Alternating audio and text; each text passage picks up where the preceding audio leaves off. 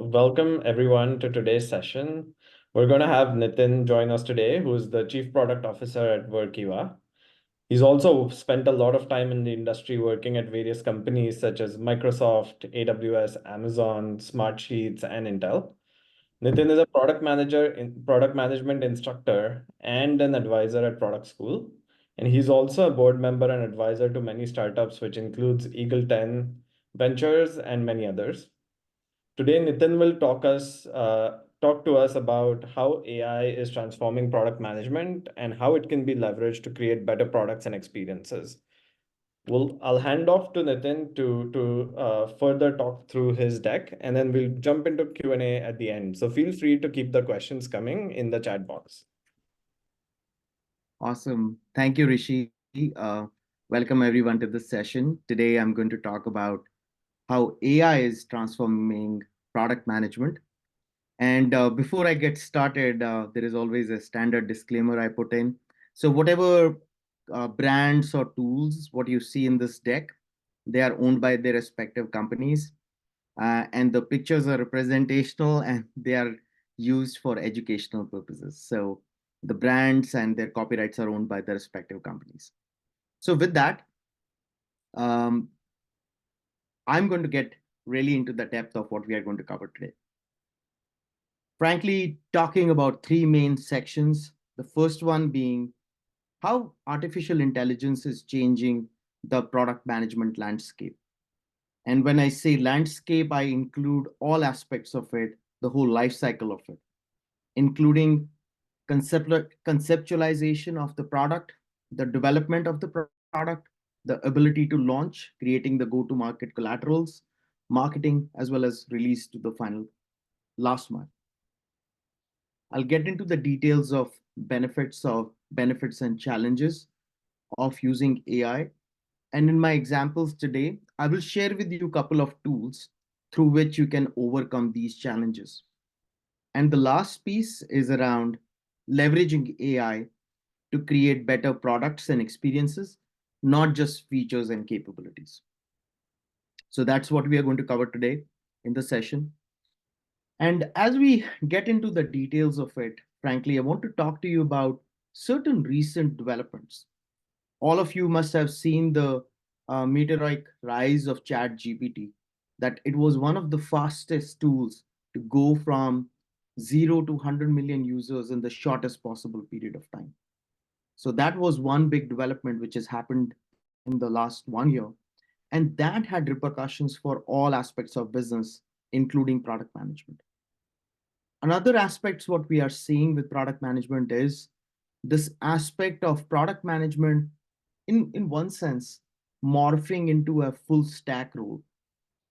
What I mean by this full stack role is the product managers are not only driving the inbound as well as the outbound, but also looking at different adjacent areas around product management.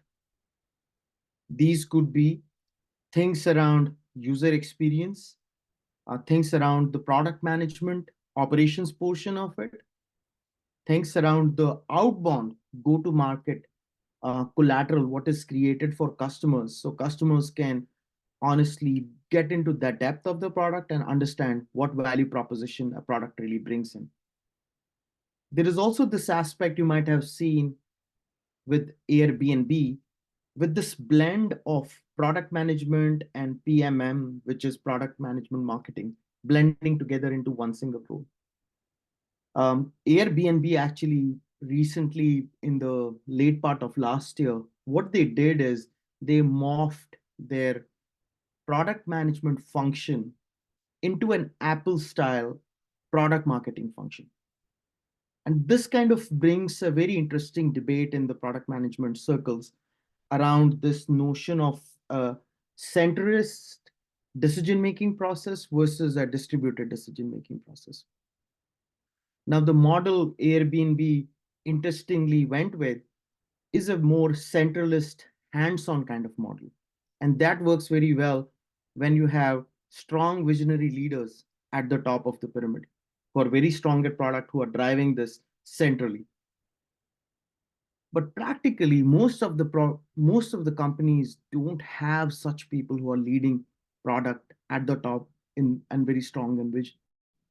So it's generally better to distribute this decision making across your company and creating an intelligent org that is able to discover and deliver products and which scales to addressing the real needs of the users as well as their business needs without a central command and control.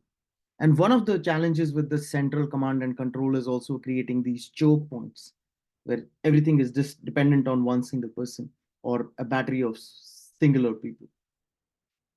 And frankly, with this trend of centralist kind of an approach, with time is going to tell if this radical overhaul of product management for Airbnb is going to really benefit them.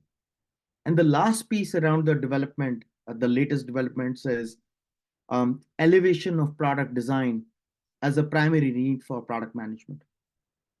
And the reason I bring all these developments to you is this is important to understand how AI is going to affect all of these areas and how you as a seasoned product manager who's on the call or someone budding to be a product manager, how you can use AI to affect and influence all areas of product management because this role is morphing into a full stack role. The first one really around AI is the piece around the transformation.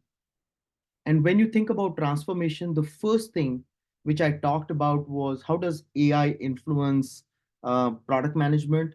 I was talking about the conceptualization, the product development, the marketing and go to market. The first piece around conceptualization is for ability for any product manager worth their salt to measure customer signals, opinions, and behaviors. And where is this data coming from? This data is coming from qualitative data sources like your customer reviews, comments, emails, call center notes, CRM notes, what sales is tagged for you. So ability to run some kind of a AI sentiment analysis, which is available from the leading cloud players, including Azure or AWS, which allows you to connect to this different kind of structured or unstructured data and ability to build a deeper insight on how the customers are engaging with your product, whether they are positive, whether they are negative, or they are neutral. So that is the first piece I would strongly encourage all of you to look at is how are you democratizing, collecting all these different sets of data, normalizing them, and running AI sentiment analysis to actually know what your customers are actually telling you, both on the qualitative and the quantitative side of it. Let's look at the second portion of the transformation, again, which is associated with the conceptualization, product development, go to market, as well as the marketing. The second piece is really around this ability to generate hyper personalized findings and recommendations. So, the snapshot, what you really see on the screen, is something I picked from Amazon.com. So, whenever I log into Amazon.com, it has curated this personalized set of deals, which is very interesting for me. So, it knows I'm into gadgets, it shows me things associated with Alexa. It knows I buy a lot of stuff for my kid from Amazon. So it curates a set of things which might be interested as a tool. And the last one is the printer ink, which I ran out of incidentally. Now, how Amazon is actually running this model, this deals is through a recommendation engine. And they have been running this for multiple years. And the backbone of this recommendation engine is of course AI. It could be based on a classification or a regression model or a neural network, which actually is looking at the aspects of customers' browsing history, how customers are searching for products, how they are abandoning a certain cart item which is in their cart. And based on that, they are actually generating a very specific personalized set of findings and recommendation for you as a customer. So that is the portion of how AI is impacting, creating this very strong recommendation engine. The third piece, again with the portion around the the portion around marketing, go to market collateral, is things around price optimization. So any decision related to pricing, packaging, bundling, AI models can actually run very multiple kind of simulations and actually give you a price optimized model, which would work very well for your online or offline product. An example I really want to deep dive here is the example of surge pricing for Uber. As you know, under certain conditions, if you're trying to order an Uber where the traffic conditions are tough, the weather has turned from a sunny day into a really tough weather, is snowing or raining very heavily, suddenly the access to the cars becomes difficult and the price suddenly surges. Now, that particular surge pricing algorithm is also based on AI, which takes into elements of distance, temperature, the hour of the day, the rain, the other customers who are actually using it. So, this element of AI transformation really helps you define your model on the pricing, packaging, bundling, or even influencing your unit economics with respect to each ride, in this case, Ubers. And what I really want to cover here in the portion of the first segment is around the transformations, which is when you use these AI capabilities, it helps you define these business metrics, product metrics, and the customer metrics better. And what are these metrics? And when you look at business metrics is anything which is associated with your core top line or bottom line revenue, things associated with average contract value, cost of acquiring a customer, lifetime value of a customer, retention, as well as churn. So the AI or ML models you actually use can help you enhance and hone on these numbers really well. The second portion of this is the customer metrics portion of it. When customers are actually using your features and capabilities, measuring things around how are customers adopting your platform or capability. Similarly, things around the engagement rate. If they are in your platform, for example, how many artifacts do they create? How much time did they spend in your app? How many other people do they actually invite to your platform? And things like when they start off the trial as a free user, how many of these actually get converted to a paid user? So that is the element of the customer metrics which AI can help you measure better and predict how it's going to be in the future. The last piece of it is associated with the product metrics portion of it. And in the product metrics portion of it, it's all associated with the feature usage of the product what you have shipped, or whatever specific actions which are getting done by the users per session. So that is the primary portion around when I was talking around the AI getting used for conceptualization, product development. And what I really want to talk about here is things around how it helps you on the marketing side of things when you're trying to create collateral or generate content, AI generated content for your go to market activities. But the challenge with AI today is the maturity of the AI models is not perfect. There are still high number of challenges in the accuracy and precision of um, whatever material you are actually creating for marketing. It could be related to your accuracy and precision still not being higher than 90-95%.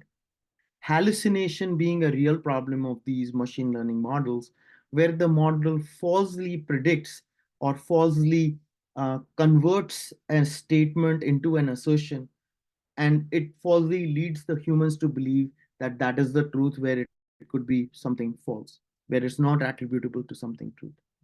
What needs to happen in this case really is that you have to build clear guidelines and build guardrails around this, that if you are generating content for your marketing or content for your customers, that you have accuracy and precision at a very high rate, and you are able to attribute the source really correctly.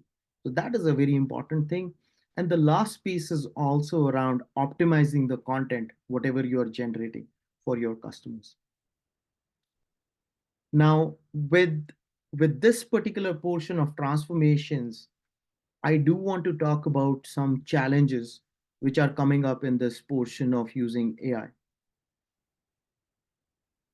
And primarily, I did talk about some of them around the hallucinations, but let me go about an accuracy and precision.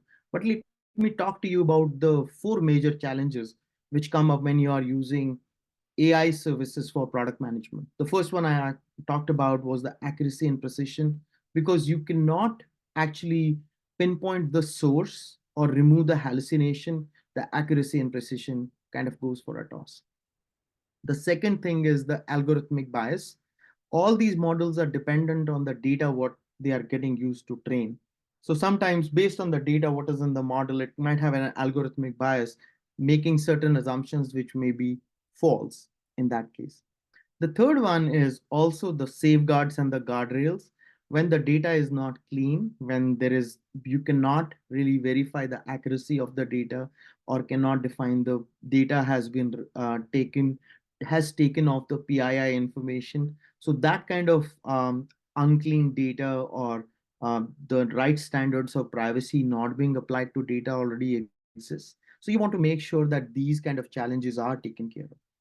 And the reason I want to talk to you today about these challenges are, as a practitioner of product management, you should be really aware of these kind of challenges. So you are not leading your customers into a wrong direction because of lack of precision or bias in your product.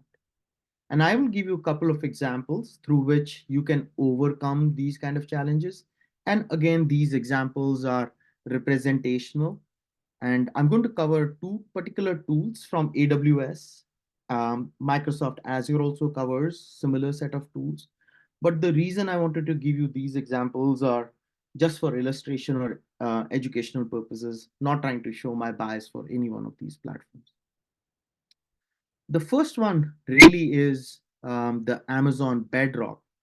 And what it really does to overcome the challenges is around helping customers evaluate, compare the best foundational model for their specific use cases. So what Amazon Bedrock does is it gives you these foundation models so that it's as easy to do as an API call, and it gives you access to different kind of foundation models. It has access to Anthropic Claude, Cohere's Command and Embed, Meta or Facebook's foundational model on Llama 2, as well as Amazon owns own Titan model. Now with this, what you can do is, based on your preference and based on your application or your use cases, you can use the right foundation model for your business application or for your stack, whatever you're trying to do. The second one is the Amazon SageMaker Clarify. What it really does is it detects bias and disparities in the performance of a model across groups. And what it really does in one deep case is, it really helps you understand that why your machine learning model has made a specific prediction, and whether a bias impacts this prediction during training or inference. So that is one of the really good use cases of Clarify, which helps you find bias and disparities in data programmatically. So I'll highly encourage you to use these tools in order to overcome challenges on the AI side when you're actually using these experiences. The last portion here is around, now you learned about what are the kind of things you can do during conceptualization, development, marketing to create using AI better experiences. What are the kind of challenges you have? What are the kind of tools you can use in order to overcome these challenges? And the last portion really is around, now when you get all of this together, how do you make the product experiences better? I wanted to give you an example of Airbnb where they have done this really beautifully. So, if you actually try this out, search for an Airbnb property in a particular geographical area.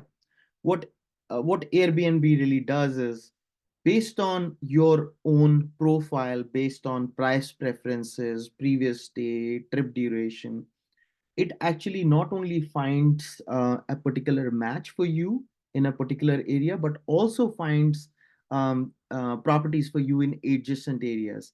And the reason it does that is to improve the matches for the customer, not only in the selected area, but also adjacent areas. So the conversion happens better. And what it also tends to do is, based on your affinity as a user, it also matches you correctly with the right owner. If your score is high, it would tend to match you with the owner whose score is high as well. Very similar to what Uber is actually does when they actually select a user to a particular driver based not just on the cost and the affinity, but also the scores. And to wrap it up, really, if you look at the experiences, I just gave you this example.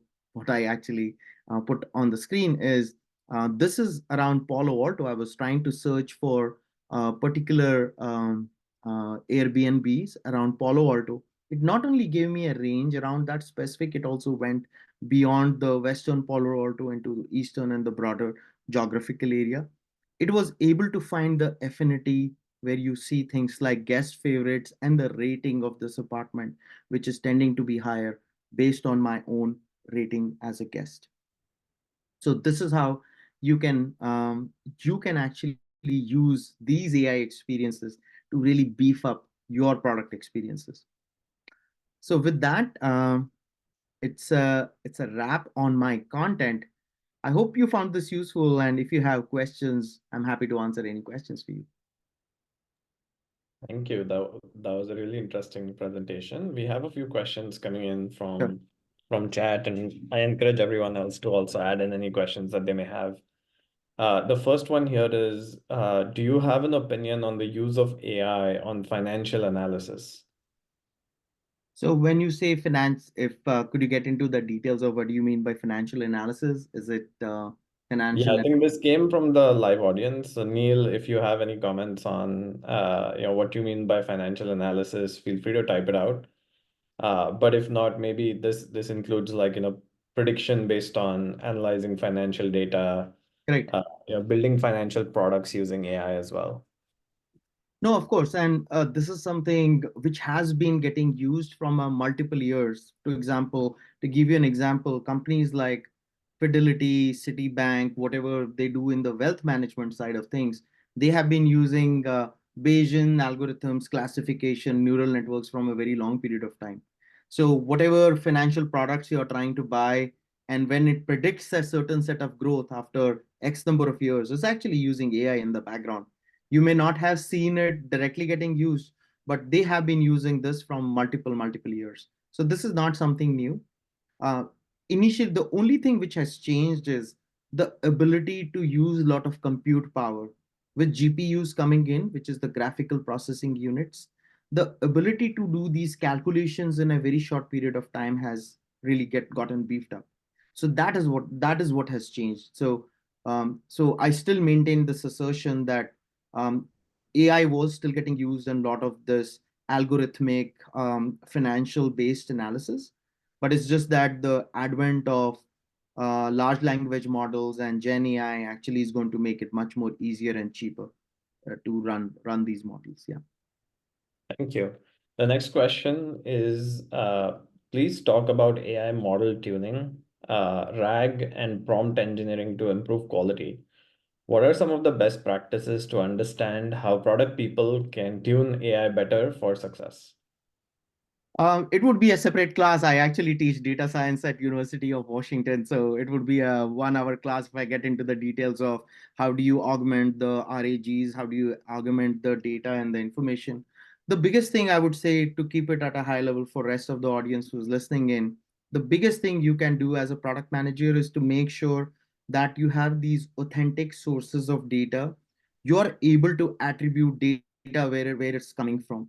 Remember, I was talking to you about the hallucination problem. Hallucination problem happens when the AI actually makes an assertion about something which might be stack ranked higher just because it's getting listed in multiple pages. To give you an example, if I say Nitin was born in like I created 6 web pages saying Nitin was born in 1680. That's not humanly possible because I would not be living for 422 years. But I'm just trying to create these multiple sources that I am 422 years old. And there is something I could alter in Wikipedia and say I am 422 years old. So what the model is going to pick is based on publicly available information, whatever is privately available information, and is trying to create a graph based on the source of truth is based on these 5 web pages and the Wikipedia link which has been created. Of course, 422 is wrong because the model is hallucinating and believing based on the graph it has created and the data it has collected from these multiple sources. So this example highlights that the sources of truths can be altered. So you want to make sure that this data is coming from registry of birth, which is an authentic data source for births in the US to actually know somebody's date of birth rather than getting it from Wikipedia or five random web links. So as a product manager, what I would say is, what is your source of truth? Can you attribute it? And are there other examples where you have derived the source of truth from it and successfully executed on it? I think that's the first thing I would say. The second thing I would also say, without getting into the details, I think of course, large language models are super powerful, but frankly, it really depends on what you really want to do with the models. There might be use cases where a small language model is actually more preferable because it's more depth oriented as compared to the large language model. It's almost you're trying to solve a differential equation with multiple parameters, right? So the idea really is about what is the particular use case you have and what is the model you're using. It could be a small language model or a large language model. It really doesn't matter. What matters is your accuracy and precision. At the end of the day, your accuracy and precision should be higher. That's what matters. What model you use, it's an instrument for you to actually get to what you want to. Hopefully that answers the question, but if I have to get into details of the parameter tuning and the details, I do think it will take us a very long time. Thank you for the clear answer. The next question is around, do you have any recommendations on the best courses that product managers can take to get the right training? Do you have any thoughts on like Coursera courses, Oh yeah. Duke's Oh, course? I I would say, and I hope you don't take this as a bias. Um, I went to Stanford, so Andrew G is like one of my favorites. He's like, I love him to death. I think the way how he explains very complex concepts in simple way, I would highly recommend Andrew Ng's courses. And of course, there are a lot of other people who are actually teaching these courses. Um, uh, so what I would say is take it step by step because a lot of times AI ML is a lot of it's like a buzzword. ML is a portion of AI. I think that's the first thing. I think start from the basics. AI has multiple aspects of it. It has things around computer vision, which is a portion of AI. ML is a portion of AI. So I think if you go through the basics, and there is a lot of information available on the internet to go through these details, but there are a lot of really good people. There is another person called Chip Nugent. She is actually again, she's from Stanford. She was a TA for a couple of professors there. I really follow her work a lot. She's doing like the bleeding edge, cutting edge research on how AI is progressing. What are the kind of hardware which can be used for certain kind of things. So again, this I will start off with something really really simple. Someone like an Andrew Ng, and go all the way to Chip Nugent, who really gets into the cutting bleeding edge of research, and follow her on Twitter or LinkedIn. And there are a lot of people like me who try to disperse this information either through product set count, product school, journal assembly. A lot of us want to share our knowledge and what we learn. And the last piece I would say is look at the blogs of companies like Airbnb, Uber, Amazon. They share a lot of amazing information, even and Microsoft. They share a lot of really good information about their use cases, how they used AI to solve a particular problem, and what are the kind of technology decisions they actually took for a particular stack or not. So I would be curious and just follow these 3 4 steps. I don't, other than Andrew Ng, no one else really comes to my mind who I would say is like the numero uno, but maybe this is my bias speaking. Thanks for the detailed answer. The next one jumps into product teams' roles and responsibilities. Would you say that it's the product team's role to validate I think it says authenticacy, but I think they actually mean like accuracy of the models. So would you say that is like the product team's role and responsibility to do that, or should they lean on their cross-functional counterparts to actually enforce that?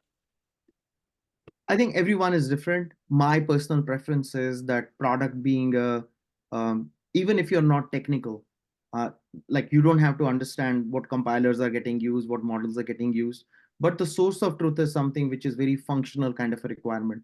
So I do think product management should have a skin in the game around what is the source of truth coming from, how accurate it is, what is the level of accuracy and precision in that, and creating some kind of a mandate or um, some kind of a guideline saying if our product doesn't solve the problem for our customers with 95% accuracy, 95% precision, 98% recall, we are not going to ship it.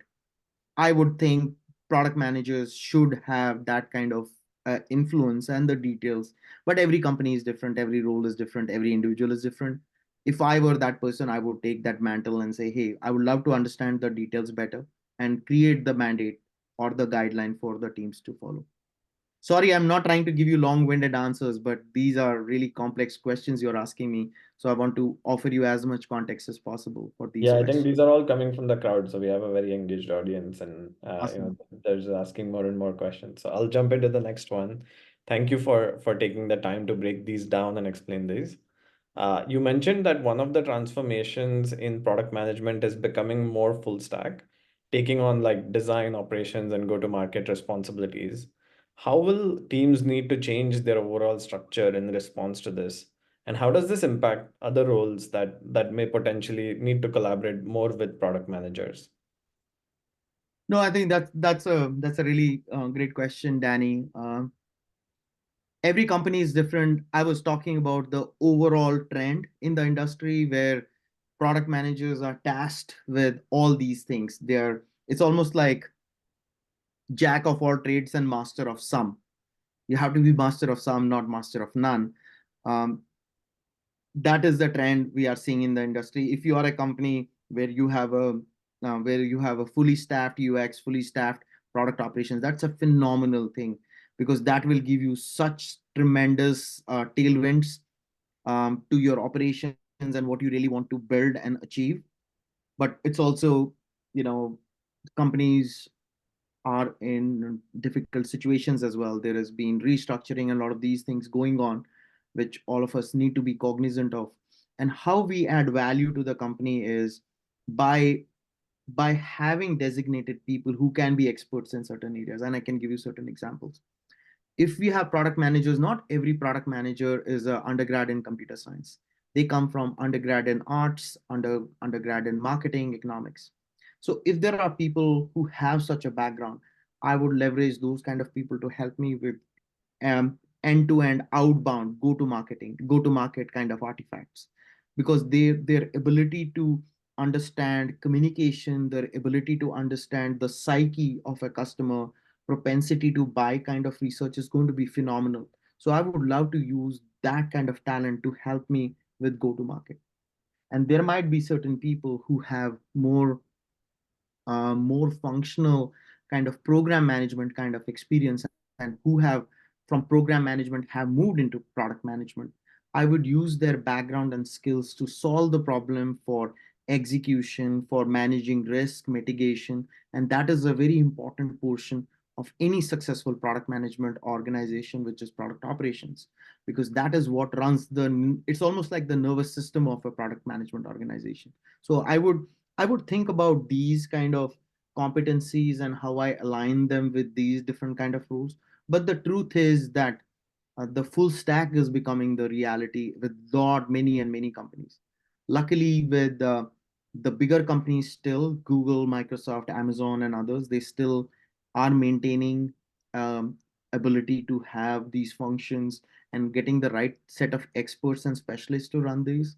But in smaller companies, the trends I'm seeing is because of the pressures on the monetary situation, they are trying to use the product management for more broader and more ambiguous roles.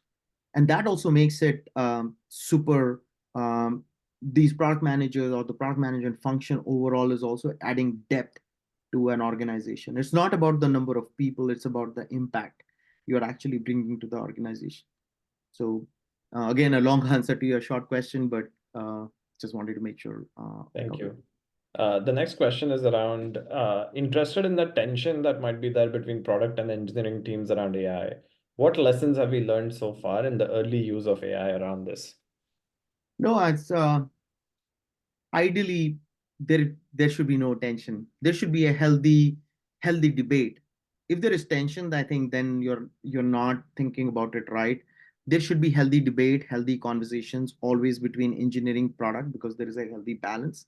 The moment it gets to tension is, I think, then it's about right versus wrong. There is never right versus wrong. There are always trade-offs. There are always things are in gray. That's the reason product management is so ambiguous. It's not an exact science. It's not a data science where you can go to the nth degree of accuracy. So for any budding product manager or any strong product managers who are listening in, I would always say put yourself in the seat of your development team, build empathy, and try to help them as much as possible. And the tension, how you take away tension is you as product managers or leaders of product managers do the homework on analysis. If your team is looking at multiple models, do an analysis on Anthropic, Llama, AWS, and say, hey, out of these three, this one looks the best because of these parameters. If you're choosing a particular stack, Azure versus AWS, you would say, oh, SageMakers, we have done these prototypes and these prototypes. So a lot of that work, if you do the homework and help your engineering teams, you can actually become best friends. In my career, I have seen the reason for whatever success I have gotten as a product manager is because of strong collaboration and partnership with my partner teams, whether it's engineering, whether it's marketing, whether it's sales. And this is a team sport. So again, I'm not trying to be preachy, or I'm not trying to be um, giving you a long sermon on this, but really it should be about partnership and this dialogue around the trade-offs. And I think if you take it that way, it's a much healthier conversation, and you will both the teams can go a long way together. Thank you. Getting to the last question. When you first build a model and it's usually not very good, it can take years to make it great. How would you use it in products without upsetting your customers with poor answers in many cases? Yeah, that's a great question. There are multiple ways, Indra, to solve this problem. You can create synthetic data to actually feed your model, and it may not be a perfect data to actually feed your model, but at least if you can improve your accuracy and precision to a better number, I think getting in front of the customer is the right way. So using tools like synthetic data. I was also talking to you about um, also doing the convergence of data. Remember, I was talking in the first set. People also always look at customer review data. A lot of product managers don't look at data from what is in CRM tools, what is in email. At the end, this is a landmine of data which you can actually run some kind of sentiment analysis. Of course, there is work to convert that unstructured data into structured data and run an algorithm on top of it. But if you're able to converge different kind of data sources into one, it becomes much more powerful. So I would say use synthetic data, use data from different kind of sources, and do the transformations and run analysis on them before exposing it to the customer. Because at the end, you get one chance in front of the customer. If the customer is nice, maybe he or she might give you two chances. So don't lose that opportunity. Awesome. David also has a bunch of questions around the Sure. product management courses, which you mentioned. I think this might be like if you want to reiterate, like maybe like I think the courses that you mentioned were Andrew Ng, and I think Chip from Stanford as well. So probably that is something that we can also include in the blog post that we write after this session, so that folks so that it's evergreen and folks can go access it as well. Oh yeah, yeah. And Any there is, others that you want to shout out to in terms of courses or people to follow? I would actually say, University of Washington, where I teach, actually has really very interesting courses. Um, Unfortunately, in the last 2 years, I haven't taught at UW as much. I just got really busy with work. I might teach data science this year or next year at University of Washington. But again, then you might have to be a UW student. It's not accessible to everyone in the world. There is a lot of really good courses from MIT as well, MIT.edu. So a lot of really good courses, and MIT is a very engineering oriented school. Stanford.edu has a lot of free courses. So I would say Stanford, MIT has a lot of free courses. Andrew Ng's, of course, Coursera. Um, I'm just maybe I'll send you a list, and maybe you can. I'm just not recalling top of my head who are the Yeah, other. and I think that's what the blog post is for. It's like a evergreen resource where, your talk and all the links you share with us will be shared there. So I think I'll definitely follow up by email and we can have it shared out there. And One last question coming in from Neil. I want to make sure we address that one is what resources can one seek out to see examples of product requirements that define the use cases so that engineering can select the right model, services, and tools. So, like, I think the question is anchored around product, like examples of product requirements and where to find them. yeah, that's a really deep question, Neil.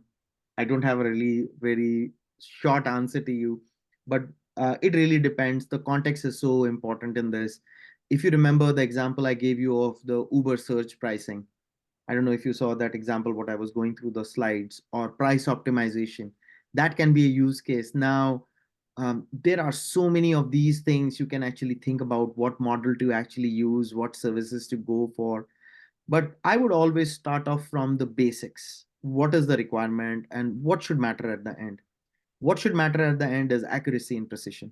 So if you are thinking of surge pricing for Uber, assume you are a product manager for Uber. At the end of the day, you should have very high level of accuracy and precision. So if you're making a surge price for people wanting to hire a Uber after a New Year's party, I'm just giving that as an example. So the amount of distance and the calculation of fare should be accurate and precise. It should not be really out of whack. So if you're trying to go a 3 mile distance from one place in San Francisco to another, maybe it normally takes $10 and search pricing takes $50. The model should not be hallucinating that it suddenly becomes 100 or $150. So I think creating those kind of guide rails, creating the kind of prototypes. So again, it really depends so much on the use case, what you're really trying to solve for, what are you optimizing for, is it the running time, is the cost of doing the calculation a factor for you? Because you might say, hey, doing this in Google might be the cheapest as compared to AWS or Azure. I'm not saying that as an assertion. I'm just saying that could be a possibility. Or the debug tools that I showed you a couple of really good tools from AWS, like the SageMaker as well as the foundational model. I find at AWS the level of precision they have around those tools is fantastic because they also blend in really well with the cloud services they offer. Again, Azure has it as well. Azure has ethical AI toolkit as well. But I when I use it, I didn't. I in comparison, I found AWS more powerful. Again, it's so much dependent on your use case and what you're really trying to solve. No more Um, questions. How do you feel, Oh, Nitin? yeah, no, please, like, no, this is the, I honestly, I wish we could meet in person, but it's just, I think the reason I also do these sessions is the people who have joined in, taken 1 hour of their time to learn something. I, I learned a lot in my life through listening to a lot of people, taking advice from a lot of people. And product management, there is no book. I wish there was one textbook I could say, hey, read this book and all of you would be CEOs of public companies. Unfortunately, there is no such book. So you'll have to listen to a lot of opinions, and whatever I've shared right now is an opinion today, a perspective. Maybe it's correct, maybe it's not. So make that critical decision on your side. I appreciate the investment you have made today. Hopefully there is something you learned out of it. So I appreciate this Q&A and your thought-provoking questions you're bringing to me. Awesome. Let's jump into the last two and then maybe we Sure. can call it a day. The next one is around have you had experience with a failure in using AI Yeah. and how did you manage it? Oh yeah, I can actually talk about it because this is in the public domain now. and this is also many years back, so I can talk about it. So I was a product manager at Amazon, and Amazon, I was leading customer returns. So when customers are returning something, so that's something I was looking at. And this was not a customer failure. We did not release it to the customers at all, but uh, this was the mistake, the classic mistake initially when I had thought through. I was just looking at the context of what customers had put in as comments. So if customer had a phone and they were trying to return it, they were saying, "Oh, the battery is dead," or something of that sort. And we were just doing a subjective sentiment analysis of just the comments, not looking at the totality, that what was the order they did, maybe at what point of time did they order from, was it a vendor related thing. So not looking at the totality of the problem and just being very techy and oriented around the sentiment, what the people are putting in, was a bad idea. And of course then we changed traction and we tried to figure out what is really happening and why is customer trying to return something. They might be just frustrated, not just with the product, maybe the experience. So I think that brought us, I think, just making very obvious connections is easier in the AI space. You are tempted to take the easiest route. Oh, let's look at the comments and say whether the customer is happy, unhappy, or neutral.